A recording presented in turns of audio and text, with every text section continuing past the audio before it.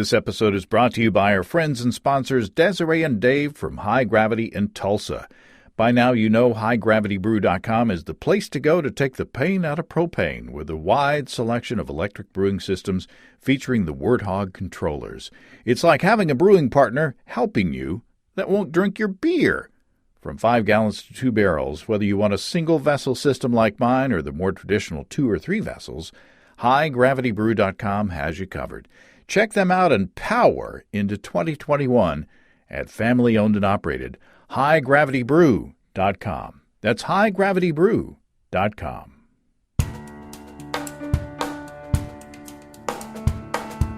Welcome to Basic Brewing Radio for Thursday, January 28th, 2021. I'm James Spencer. Here at Basic Brewing Radio, we're all about home brewing. This week, Chris Colby, author of How to Make Hard Seltzer, along with the Homebrew Recipe Bible and Methods of Modern Homebrewing, refreshes us on the basics of yeast, nutrition, and health. If you go to basicbrewing.com, you can find archives of our audio and video shows.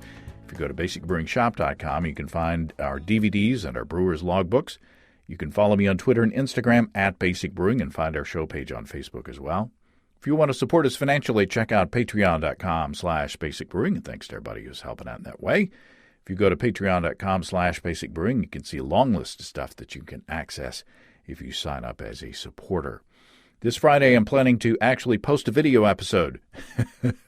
This one's featuring a sparkling mead that I made with local honey and dry hopped with Galaxy hops.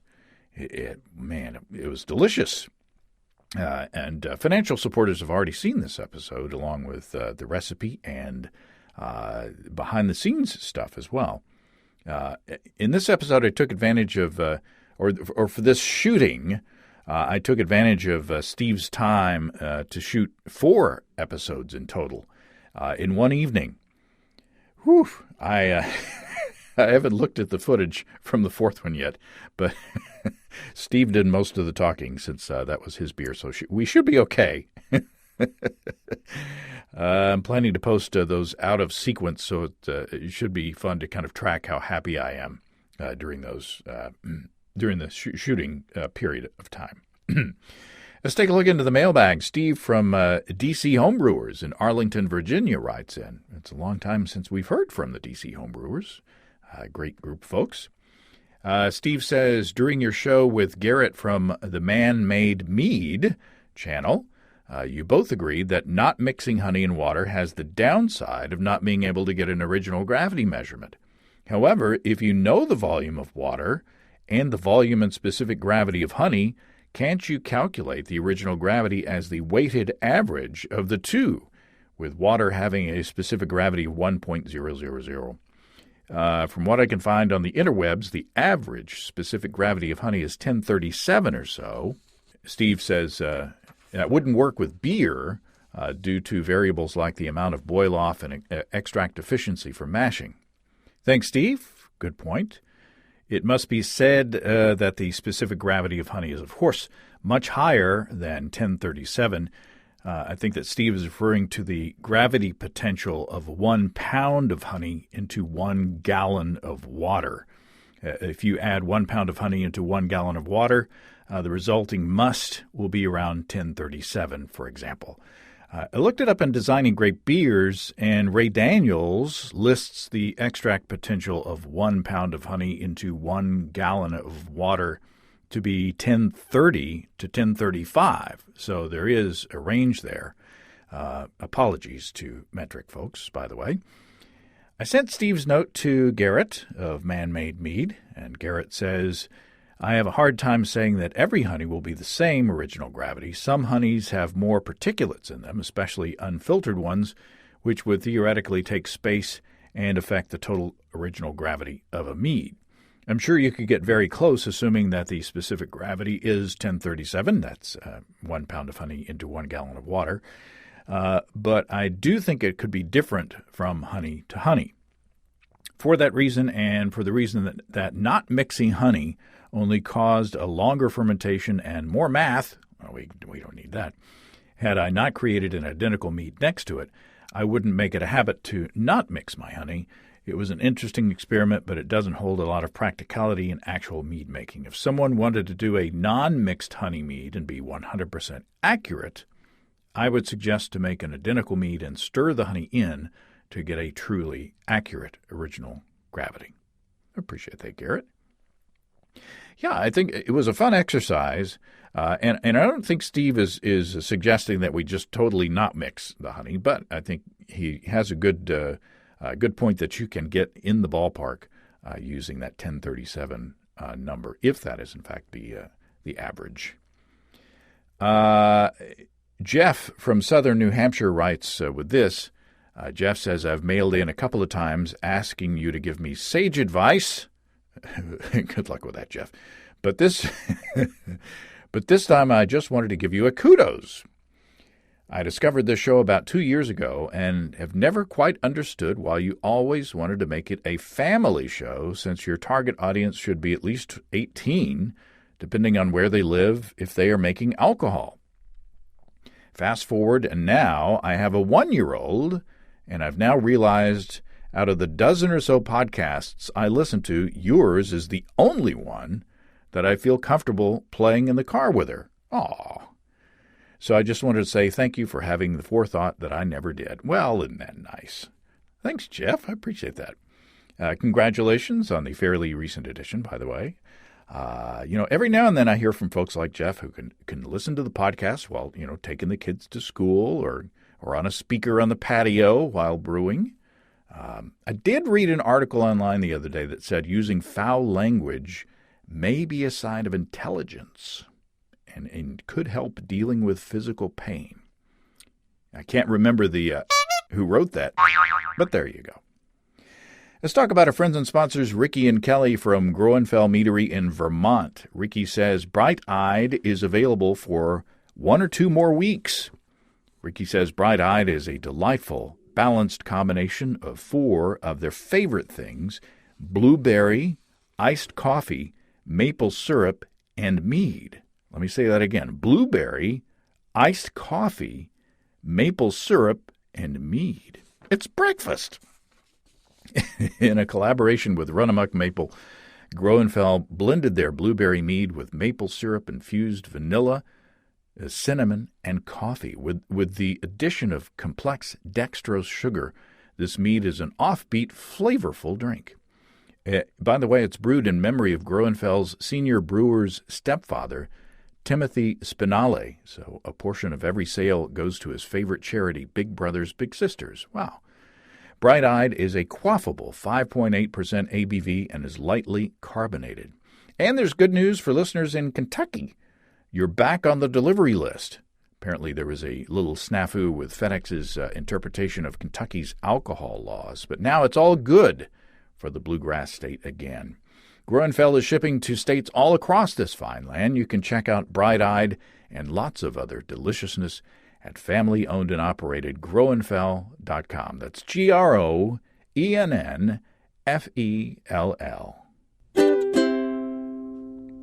Okay, it's good to get back to basics every now and then, especially since that's part of the name of the show. And who better to do that with than Chris Colby? Chris Colby, welcome back to Basic Brewing Radio. Hey, James. Thanks for having me on the show. Welcome to 2021. Woo! Yeah. Ugh. No comment. Well, we're taking a break from doom scrolling to talk about something happier. Yeast. Yeah. Let's talk about some yeast.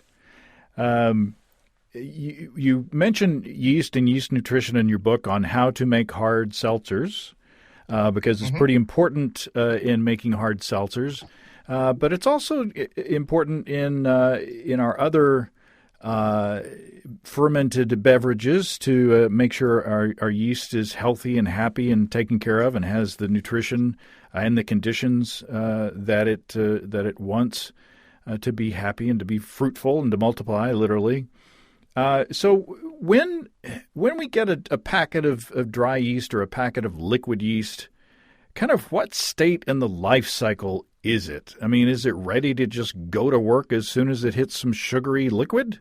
Yeah, I mean there's two different questions there. One like liquid yeast and one dried yeast. Dried yeast is, it's been raised in a fermenter somewhere and then dehydrated, so there's no liquid in it. So it needs to be rehydrated before you use it. And there's sort of two ways you can do that. The super easy way is just throw it in your wort and let it, it'll take in water and in a short while that the yeast will start fermenting. And, a lot of people just pitch it directly or pitch dried yeast directly to their wort. And that, basically works. And even the companies sort of recommend that you do that just because it's possible to screw up the rehydration of dried yeast. But you can also, if you're an advanced brewer and you sort of want your yeast to be a step ahead, if you want them to be alive and actively fermenting when they hit your wort, you can rehydrate the yeast, which basically involves you got to add hot water to them, and they'll quickly expand. And in fact, you don't want to try to do this in hot wort instead of water. It's better if they've got nothing other than water to rehydrate in, because when they're dehydrated and you add hot water to them, they take the water goes in, but anything dissolved in the water goes as well. Now when you say hot water, how hot is that water? It varies by yeast strain. It's usually just right over 100, like 110, something like that. 95 for some yeast strains. It varies. So around body temperature, essentially. Yeah, a little bit hotter than that generally. So it's warm water or hot water, depending on how you want to look at it. And add the hot water, and then it expands, and then you've got a hot solution of yeast. And one thing that many people sort of overlook is that you want to cool that down to at least roughly the temperature of your wort before you pitch it. And so what you should do is add small amounts of cold wort being roughly pitching temperature, to your sample, and sort of, cool it down a little bit, stir it, let it sit 5 minutes, cool it down a little bit. And also, if it's wort, then the yeast start getting a little bit of sugar, and they're going to start, their metabolism is going to start, and then they're going to be going. And then when you pitch, that rehydrated and cooled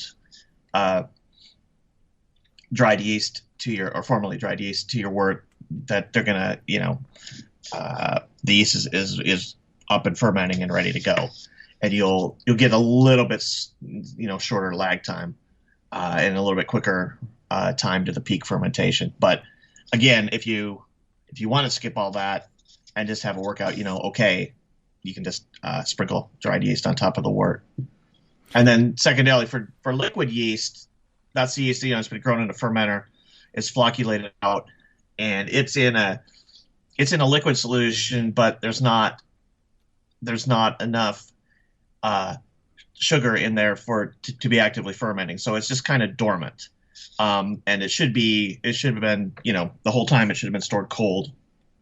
So the yeast brewer's yeast is very durable that way, at least roughly.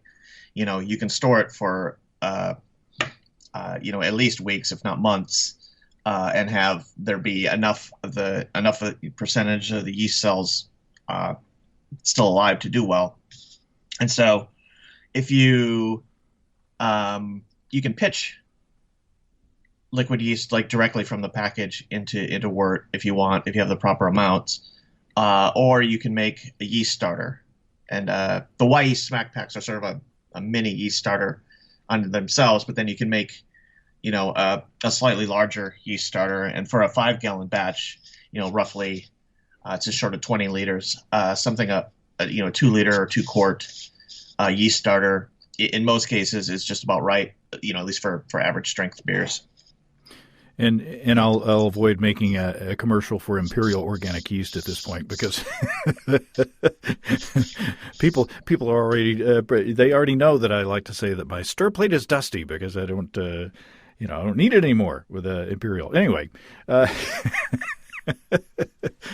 Uh, so, so there's got to be a growth phase, right? I mean, unless you're pitching an enormous amount of yeast in a very small amount of sugary liquid, the yeast has got to grow. So it's got to have the nutrition there. It's got to have the tools to build new cells and to really do the job well. Right. When you first pitch yeast into a wort, it needs to grow a little while. The cells actually they physically grow a little bit, but then they bud off a daughter cell and essentially double. And so they need to do that for a while, and there needs to be at least it's like 3 to 5 doublings of the number of cells before they reach the phase where they sort of start fermenting. And that's not all. Like, it doesn't go 100% growth and then stop and then 100% ferment. It sort of fades in. But initially there's growth and replication of the yeast cells, and then there's fermentation started. And like I said before, that for 5 gallons of beer, which is roughly 20 liters, a 2-liter starter is a good thing. And that's that ratio of like 1/10 of the volume of what you're fermenting of a culture of yeast. That's a good pitching rate for average strength beers if you don't want to go through the hassle of counting cells and doing all that. And was that what the question was about? Yeah. And what happens if they don't have the necessary numbers, before they start fermentation? Is that where we get like stuck fermentations and kind of sick fermentations and, nasty off flavors and such? Yeah, there's a number of things that can happen. In terms of off flavors, you can get that. It's not necessarily because the yeast are underpitched, but because the more severely you are underpitching, the longer it takes fermentation to get going. And that gives more times for contaminants to grow. So one thing about pitching an adequate amount of yeast is it's a component of cleaning and sanitation. It's if you pitch an adequate amount of yeast, fermentation starts quickly, and very soon, you're over about 0.5% alcohol, which is when alcohol starts killing like most everything that can otherwise live in wort. So yeah, you want to pitch that. And what was the question? My brain is hashed. Well, if there's not enough cells to start a healthy fermentation, that's got to be stressful for the number of cells that are actually trying to do the work. Yeah, it starts, and when yeast kick off most of their fermentation byproducts during the growth phase. So if you pitch, let's say, if you pitch only half as much as is required, it's going to take 1 extra doubling of yeast to get to, the number of yeast that it takes to ferment. And so that there'll be that much more fermentation byproducts in your beer. And if it's, if you're a quarter of the amount, a quarter of a pitch, it's got to 2 doublings, an eighth, 3 doublings, and so forth. So you just end up with more growth out of the yeast, which then results in more of, whatever the esters and the sulfur compounds and whatever that particular yeast strain gives off. You're just gonna have more of those, and that's not always a bad thing. I mean, some beers and brewers take the yeast strain, and it has yeast characters they like, and they restrict the pitching rate a little bit. You don't want to grossly underpitch because you still need the fermentation to start quickly. And, doubly, especially if you're a commercial brewer, you can't just sit around and wait for fermentations to start forever. Mm-hmm. But, there are Belgian-y styles, Belgian-inspired styles of beer that people do restrict the pitching rate a little bit to get a little more character out of the yeast strains, because some of those Belgian adapted yeast strains give off some phenolic flavors, some peppery notes and esters and some other things that people actually like in their beer and try to increase a little bit. So let's talk about the environment that you're pitching this yeast into. First of all, depending on the yeast strain, different yeast strains are happy at different temperatures. Right. And like we all know that ales ferment at a higher temperature than lagers. But like if you just talk about yeast in general and where they're happy, both ales and lagers will ferment. Their maximum fermentation rate comes at a fairly high temperature, above what you'd ferment an ale and a lager at. It's just, the yeast are happy and they're growing, but the beer they're producing would not be good. So when you make an ale or a lager, you drop the temperature down to those typical fermentation temperatures, and those are still within the range that the yeast, they're not unhealthy because of it, but they're growing at less than their optimal rate. And temperature has just a ton of influences on beer. It affects the growth rate. The yeast double. It affects which fermentation byproducts are given off. The more generally the hotter, the higher the fermentation temp, the more you're going to be kicking off what the esters and whatever else that particular yeast strain produces. And then you've got the Gewich strains, which are perfectly happy, at human body temperature. They're just and they do their work quickly and they do their work cleanly. So it just all depends on how each of those different yeast strains have adapted to their environments over time. Yeah, one thing interesting about brewers' yeast is these aren't wild organisms that we bring in from nature and have accomplished a task. They have been living, and being cultured in breweries and yeast labs from, centuries. So they, on the one hand, as a brewer, you want to do, there are things that you want to do to make your yeast happy. But on the other hand, over the centuries, the yeast have adapted themselves to what brewers do, so that the ones that are best adapted to yeast are the ones that get repitched in the next batch, and then the ones that fail at that, they get washed down the brewery drain. Mm-hmm.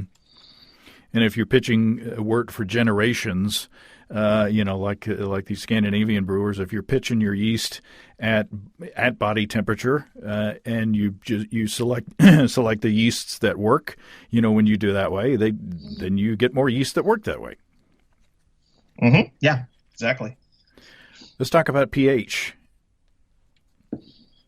Yeah, That's the question. Let's talk about pH, which reveals my knowledge about it. I'm a history major, so I'll restrict my comments here to just beer related stuff. But pH basically is a scale of the acidity or alkalinity or basic by putting that of a solution. And brewer's yeast, like almost any, not almost any, but any organism that lives in an aqueous environment, there's a pH range that they're happy within. And then there's, additionally for brewers, there's a pH range in which the brewer's yeast performs in a way we want to. And generally, and once again, they're adapted to what we have done. Most brewers' yeast performs pretty well at or at least starts well when the pH is about 5, which is what the pH of post-boil wort is generally. Yeast strains for wine and mead work better, or start to work better at a lower pH because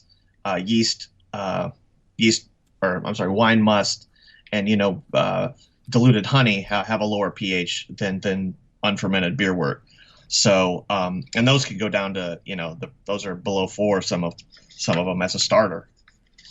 And an interesting thing about brewer's yeast is as it ferments, we all know it gives off ethanol and CO2, but one of the side chains or side metabolic activities going on produces lactic acid, which then lowers the pH as the fermentation goes on. Hmm. Now, it doesn't produce as much lactic acid as lactic acid, like lactobacillus or pediococcus or any of those souring organisms, but it does produce enough that in fermenting beer, you start at a pH of about 5, and then depending on the strain, like most lagers end up like in the ballpark of 4, and most ales end up in the high 3s, somewhere in that vicinity. So it does have enough, and pH is a logarithmic scale, and so it does have the ability. It drops the acidity tenfold, which is 1 pH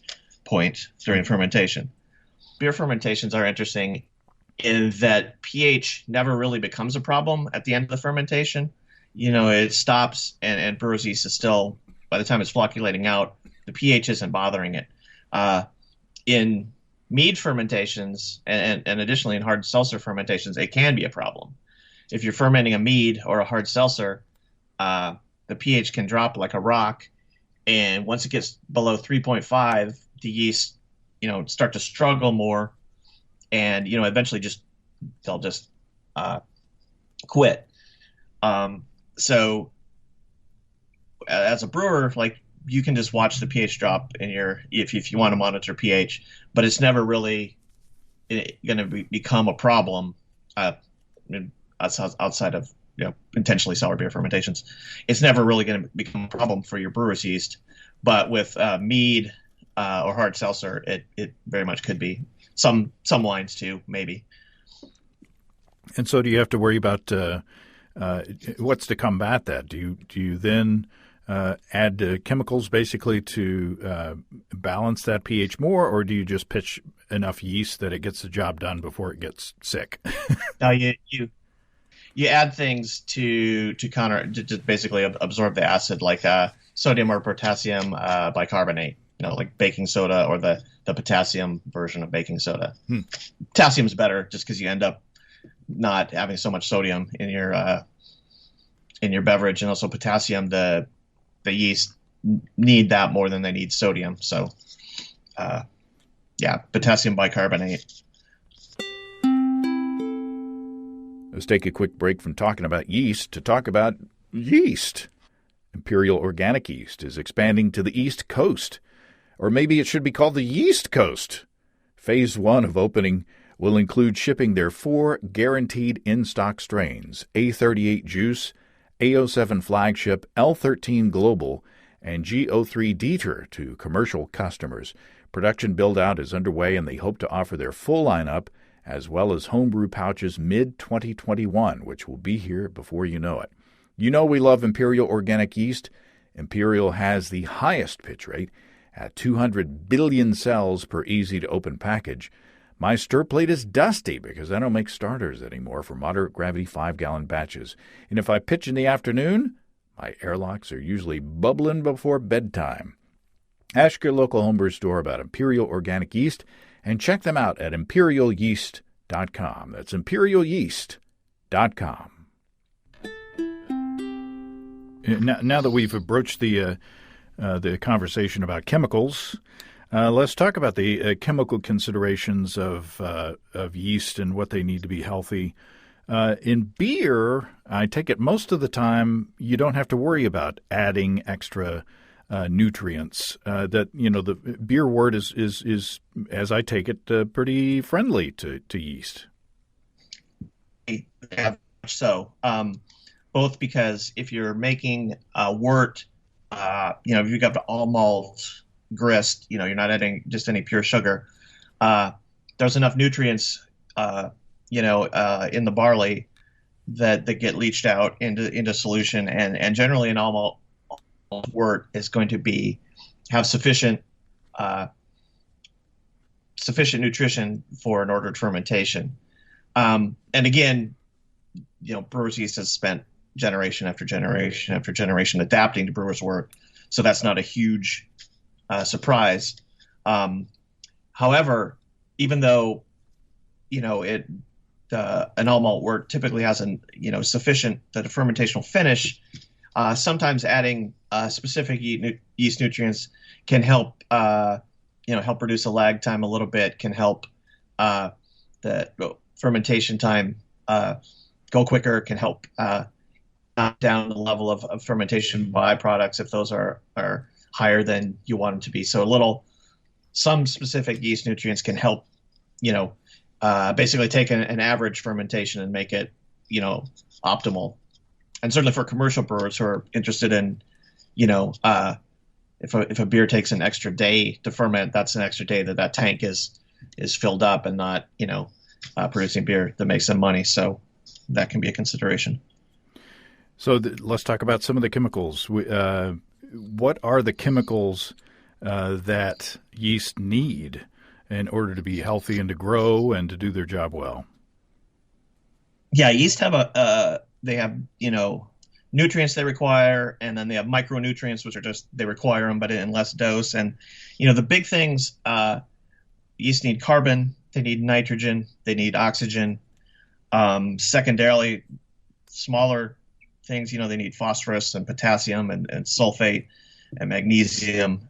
And, and then there's, sort of nanonutrients beyond that, they need smaller amounts. But like the main thing they need, or arguably the most important thing, is they need a carbon source. They need carbon. Okay. And luckily that's never going to be a problem in brewer's wort, because that's supplied by the sugars in the wort. So, maltose, maltotriose, and to a lesser extent, glucose and fructose. And so the yeast need the carbon, of course, because that gives them the energy to grow. And then, for us, it also provides us with the byproducts, the ethanol and the CO2. And one sort of quasi-interesting thing is that, carbon is also, it's the backbone of, most biomolecules, large, DNA, RNA, proteins, all that. But if you look at the chemical reaction for fermentation, it's balanced. However many carbons go in, get kicked out as CO2. So you might initially think, well, how is yeast getting the carbon from, these sugars when it's converted completely into CO2? And the answer, of course, is that it's not completely converted into CO2. The typical equation you see for fermentation is like the ideal, if every single last drop of glucose got changed into ethanol and CO2. There's side chains that some percent of the sugars get shunted off to, and those are those lead to glycogen production is one of the things. It's sugars get sort of tacked onto each other and to make a storage molecule for yeast that has an abundance of sugar at any given moment. And then it also gets shunted off into pathways where the carbon becomes sources for building other biomolecules. So if you're fermenting a mead or a hard seltzer or a cider, are the sugars in the solution enough to give the carbon that you need? I don't necessarily hear of people augmenting, adding more carbon into a fermentation. No, you don't need to add like coal to your fermentation or anything. It's not even the yeast. Drop a few pencils in not there. even going to take it. Yeah, it's just the sugars are, there's more carbon than the yeast needs. Or at least there's plenty. Yeah, that's one thing that yeast require that does not ever need supplementation in a fermentation. You can add supplementary sugar, just either glucose or fructose, and that'll boost the alcohol content. Mm-hmm. But in terms of getting the fermentation to work, you never have to supplement carbon. But nitrogen is another issue. Nitrogen is indeed another issue. In most all grain worts, where Added sugar hasn't been added. Added sugar hasn't been added. That's not the most felicitous phrase of all time. Yeah, it works but without added sugar. but you made up for it Um, with that other $2 word that you just used. So yeah, there we go. Yeah, in that case, the amino acids from the proteins that were in the malt and have been broken down, that's generally enough to keep your fermentation going. Most brewers' yeast need about 250 to 300 parts per million of nitrogen uh, to work, and that holds for wine and mead and hard seltzers too. It varies by yeast strain. Some yeast strains are more of a nitrogen hog than other, but that's 250 to 300 is sort of most yeast strains use in that in that ballpark. And if you're lacking in nitrogen for a yeast source, you can use DAP as a supplemental yeast nutrient. DAP is diammonium phosphate, and it basically gives up ammonium, which is nitrogen in a form, or which contains nitrogen in a form that the yeast can assimilate and take into itself. And DAP is also, if you a lot of brewers use what are called, or what people call complete yeast nutrients, and DAP is almost always a portion of that formulation. There may be other forms of nitrogen, including amino acids, in a complete yeast nutrient, but generally, there's some DAP in there, and that will supply nitrogen. And in a, like I said, in an all grain fermentation, wort made from an all grain grist, you're going to have enough nitrogen for the fermentation to proceed. Adding a little bit of nitrogen, especially in the form of a complete yeast nutrient where it gets some other micronutrients, may shorten your lag time a little bit, shorten the amount of time it takes to reach high krausen, and just overall shorten the time it takes the fermentation to progress. And in those more complete nutrient products, you can have other things like essentially dead yeast bodies, right? I mean, you're forcing the yeast to be cannibals. Yeah, a big portion of the formulation of yeast nutrients is what they call the yeast hulls, which are just basically the solid parts of dead yeast cells. And so yeast cells, if they're healthy, and when they're grown for the intention of yeast nutrition, they are healthy. They've got all the things that yeast cells need. So yeah, you could also, in a pinch, if you were ever brewing something and you thought, I need more yeast nutrition than I have, you can make your own sort of quote unquote yeast hulls. If you just take some brewer's yeast and boil it for a little while to kill all that, and then just add that to your wort, that would supply all those nutrients. And you can overdo it. I mean, there are certain nutrients that if you put too much in, say, like if you're doing a staggered yeast nutrient, like I did with this one batch of mead, this small batch of mead, I did the staggered yeast nutrient, and I kept on adding past the time when I should have stopped. And my finished mead came with a distinctive kind of subtle urine smell. that it wasn't apparent to me until somebody told me what it was, and then I was like, oh yeah, okay. This mead smells a little like pee, so easy does it on the yeast nutrients. Plan them well, follow the recommendations, and if you're going to use the staggered yeast nutrient approach, make sure that you stop adding nutrient when the yeast don't need it anymore. Right. The idea that a lot of people have stuck in their heads that more is better on lots of occasions is just wrong when it comes to yeast nutrients. You want yeast nutrients. You want to add enough to get the the yeast to do their job, and then you want them to be gone. You want the yeast to have taken all of them up. And there's two reasons for that. One that you discovered is they might directly have a flavor in your beer if they're left over. But secondarily, beer spoiling bacteria, if you have extra nutrients left over after the fermentation, that'll give the beer spoiling bacteria something, that essentially feeding them, which you don't want to do. So you want your yeast nutrients to be added basically exactly the amount that you need and no more. That's problematic when you're adding a complete yeast nutrient when it's got many different things, and you can't vary those individual levels. But in general, you're close enough, and beer is forgiving enough that if you add those in reasonable levels, you won't run into problems.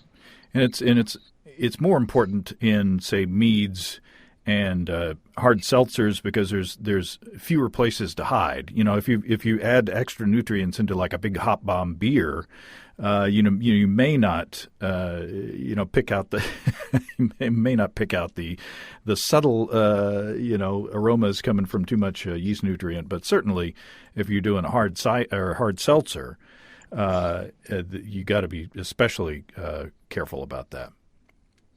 Yeah, both meads and hard seltzers are, as a brewer, you need to pay a lot of attention to yeast nutrition.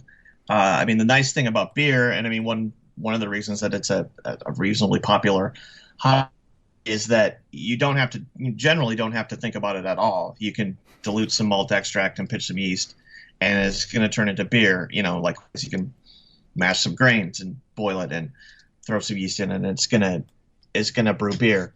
For beer brewers, nutrition is basically about shortening the lag time a little bit, speeding the overall fermentation, just altering the fermentation character, a little bit to the better. In meads and hard seltzers, it's the question of, is this thing going to ferment or not? Mm-hmm. Is this going to stop halfway through?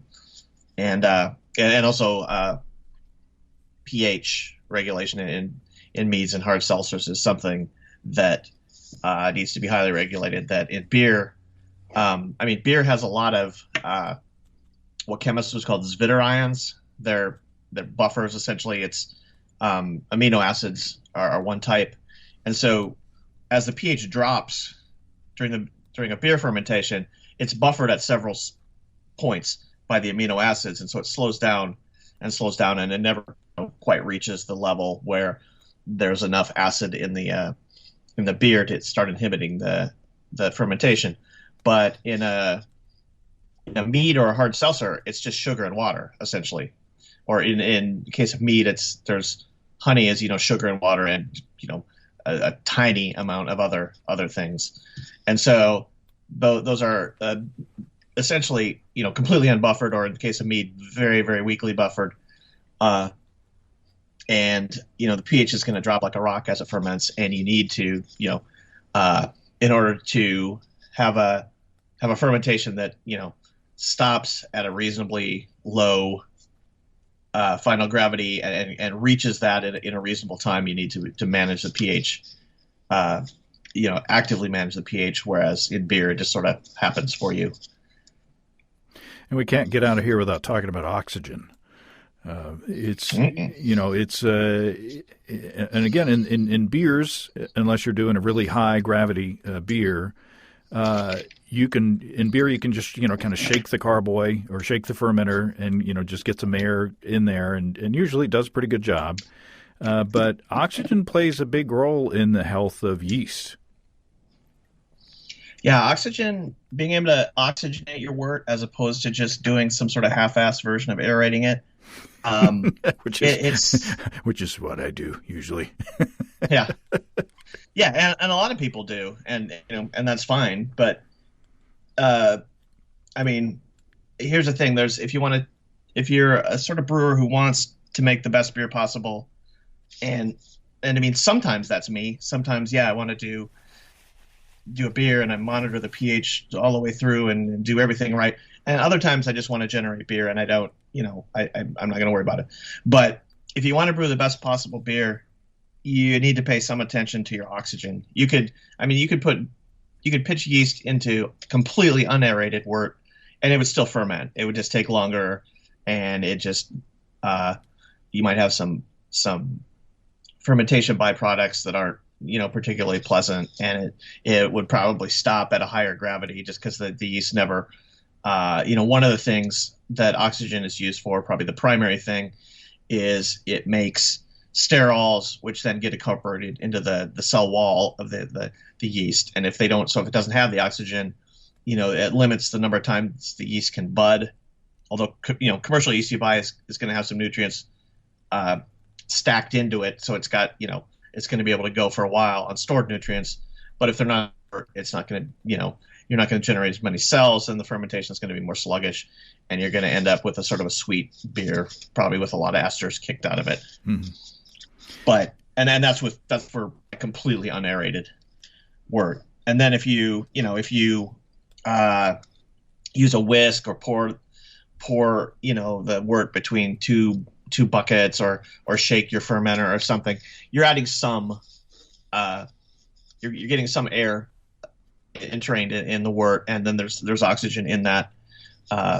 What is it, 16% in our atmosphere, something like that. You're the scientist. The scientist who hasn't looked that fact up in a while. Yeah. So anyway, yeah, that's going to help. And as with anything, when you start from zero, adding things to that help you quite a bit. The first little bit is going to help quite a bit for the yeast health.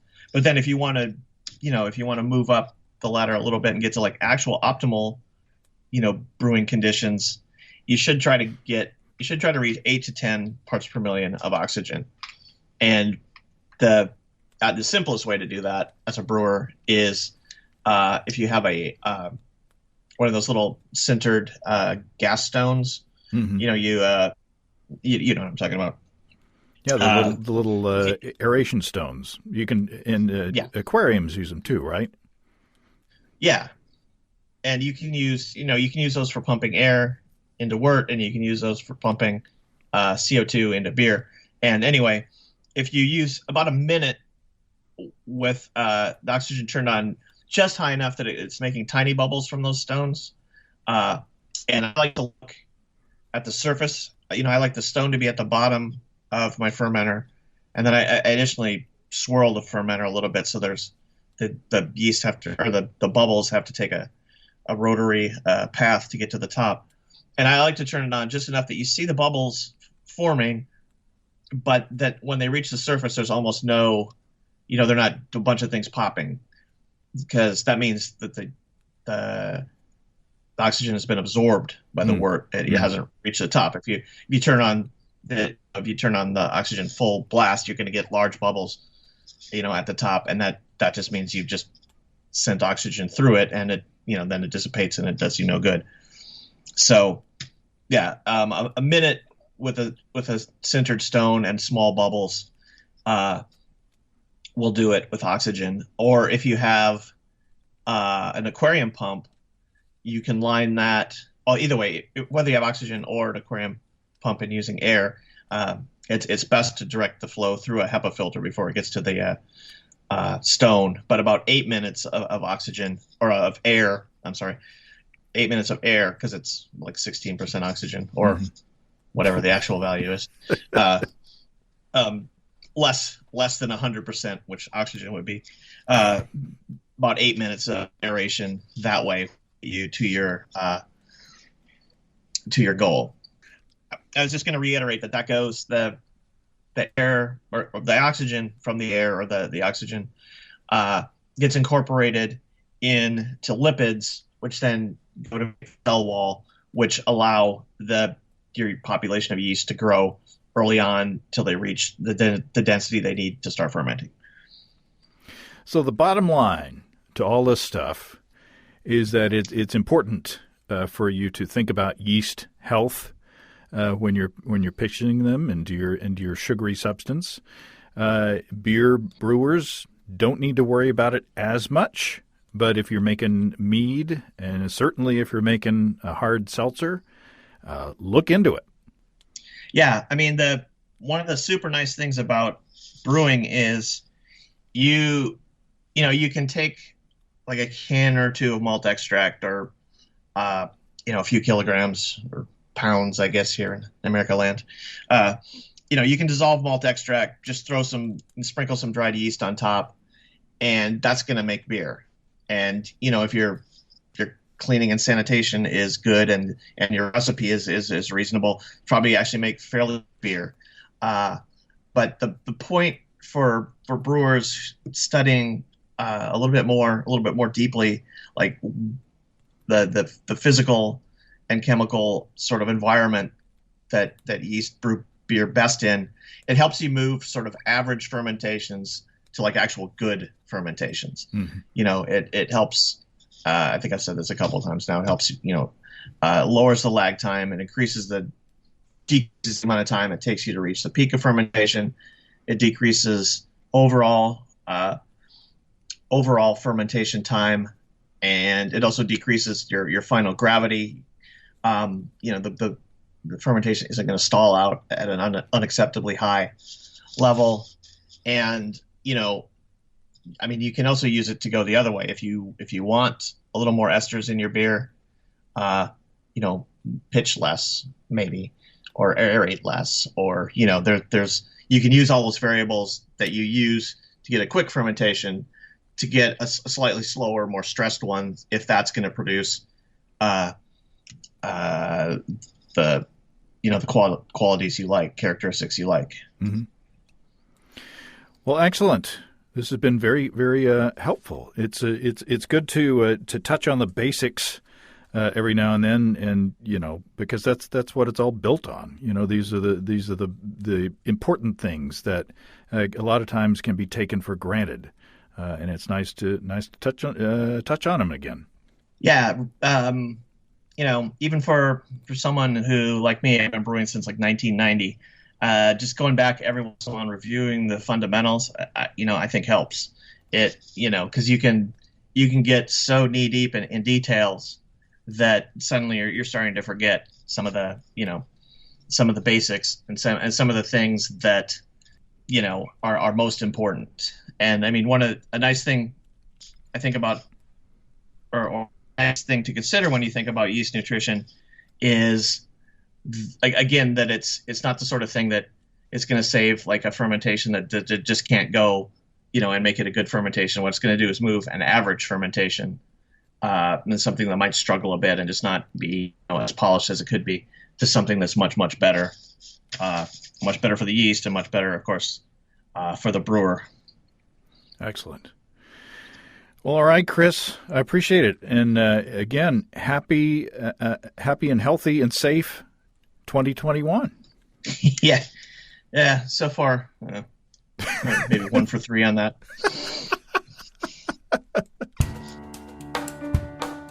Well, thanks again to Chris. Be sure to check out his latest book, How to Make Hard Seltzer. And, of course, his books, The Homebrew Recipe Bible, which has one of my recipes in it, and Methods of Modern Homebrewing are also excellent. If you have brewing questions, show suggestions, or just want to say howdy, write to James at basicbrewing.com, or just fill out the contact form on basicbrewing.com. And please don't forget to tell us where you're from. Check out our mobile-friendly shop at basicbrewingshop.com. Thanks to everybody who's supporting us through our Patreon page. Special goodies coming your way. Check that out at patreon.com/basicbrewing.